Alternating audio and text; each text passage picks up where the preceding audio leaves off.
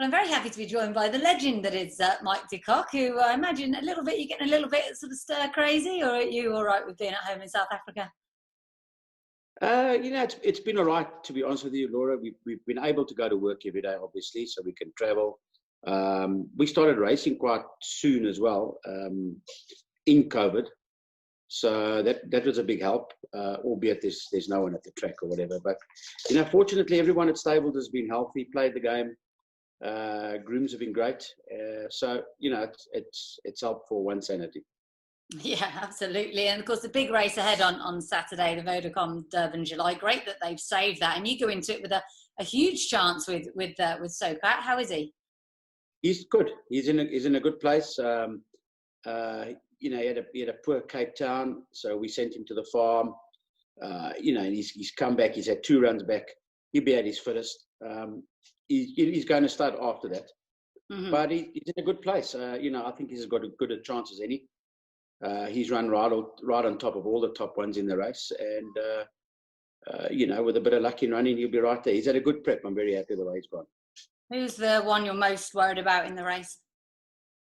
I think you've got to go with the real quality is going to be Rainbow Bridge. Mm-hmm.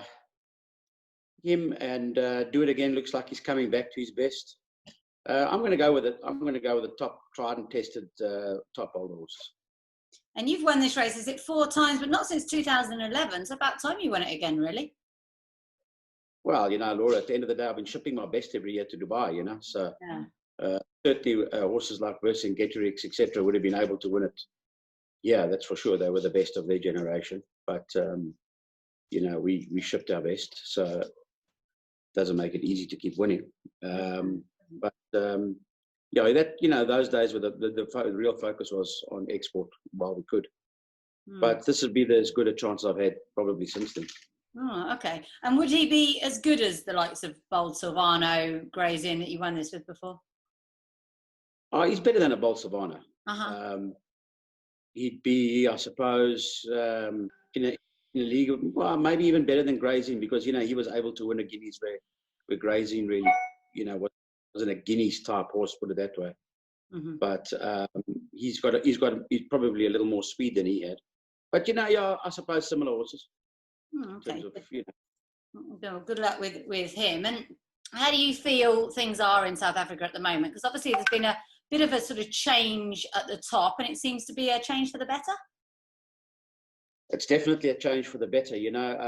There's no doubt that the scenario before, i.e. a public company, didn't work out.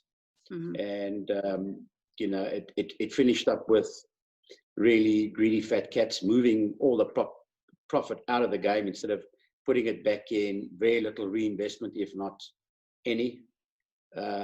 So I believe whatever structure emerges out of the business rescue is going to be a far better structure.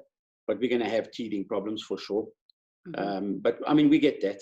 And, COVID in a way almost came at a very good time for South African racing because had it happened, going into business rescue outside of COVID, people would have been very loath to be understanding of what was happening. And, had we not raced then, there would have been no tolerance.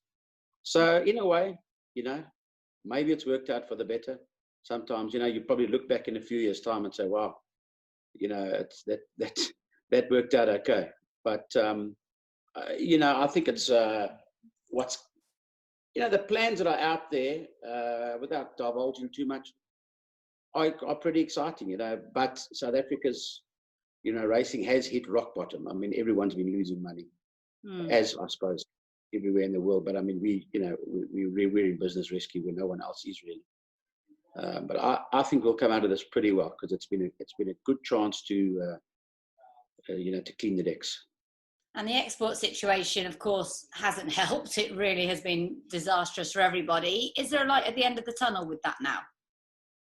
Yeah, export killed my Dubai business. We used to have 15, 20, 30 horses, ship 10, 15 a year in Dubai.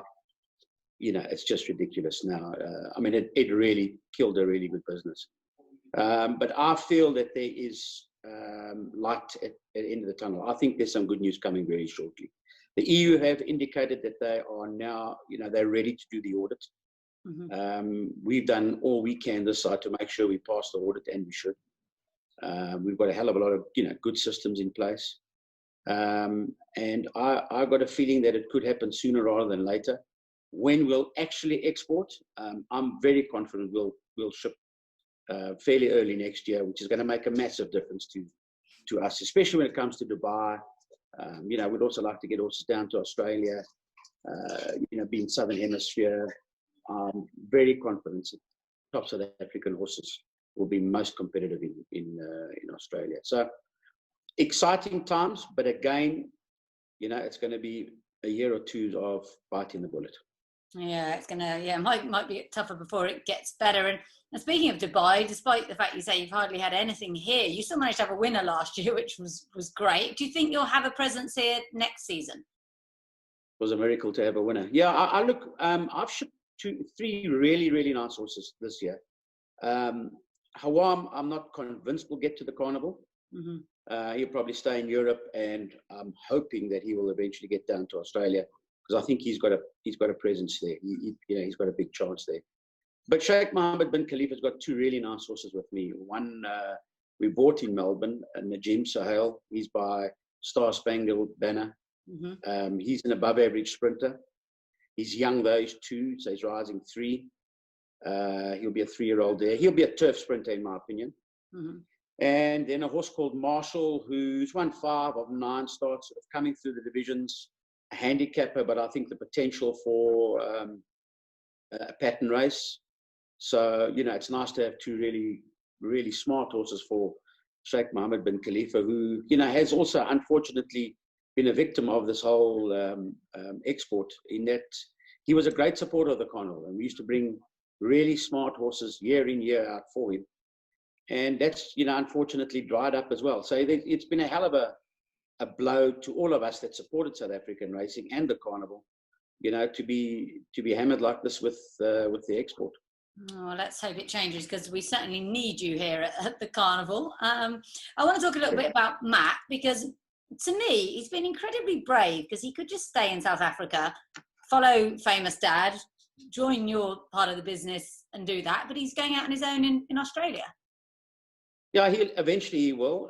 He's learning the ropes there at the moment. But, I think Matt also wants to, broaden his horizons. He wants to make his own way in life. I think Australia for me is a really strong racing country. And, not dissimilar to South Africa. He deals with, dealt with many, many Australian horses with me. We know a lot of people there. And, what he really needs to do is just learn the game. And which he's doing right now with Robbie. He's unfortunately stranded in Victoria. He's wanted to travel, and that was the key thing. We felt that he should travel for 2 or 3 years before he really settles down on his own. Obviously backed by us, and, we'd like to get as many horses from South Africa there too. But being stranded there now has sort of slowed those plans down. But, when it opens up, he'll get back out and traveling and see a bit of Australia first before he settles down.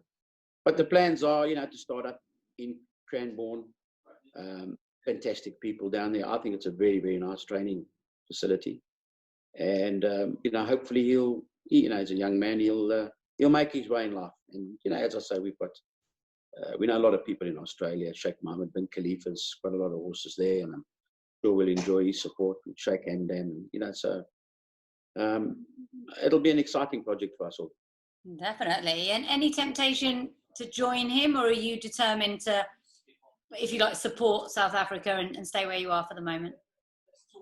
At the moment, I'm staying here. I'd like to feed Australia from there, which was a bit of our game plan.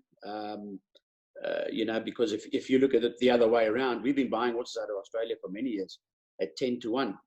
And, to get from here to Australia, once we can get exports open at 10-1 the other way in favor of the Australian dollar, I think makes for a pretty good and interesting business plan. So, we hope to get that going. I've got involved in South African racing, and I've got to see that through. I'm committed to that. And so I've got to see that through. But, again, we'll see where, the next few years take us. One's got to be open-minded. Sometimes things aren't always hunky-dory, but we've got if Matt sets up there, then we've got a nice safety net should things go pear-shaped, absolutely. And do you still believe in the South African breed? I mean, there's no reason to think that there's any lesser quality animal coming out of there. You've still got nice stallions, lovely stud farms and all the rest of it. Oh, absolutely. I'm a great fan of the South African breed. We could do, the exports would do wonders for us in terms of getting better stallions down here, that's for sure.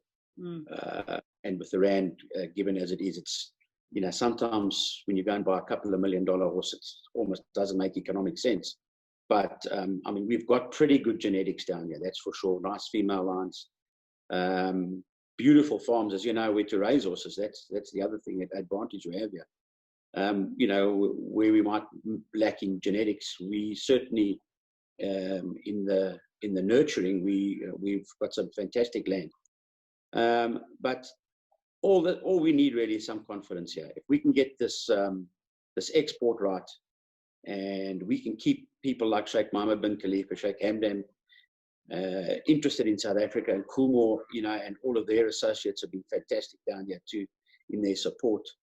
But they need to see all of those clients, and these are some of the world's great owners. They need to see some light at the end of the tunnel. They need some confidence, and exports will give them the confidence they need to continue here, and hopefully send down good genetics and realize the value that we have here. If one looks at how shuttle stallions and what they did for Australia, if we could get into that scenario where we could shuttle some good genetics backwards and forwards, that'll help. But we've lost 20-30 years to Australia because of export.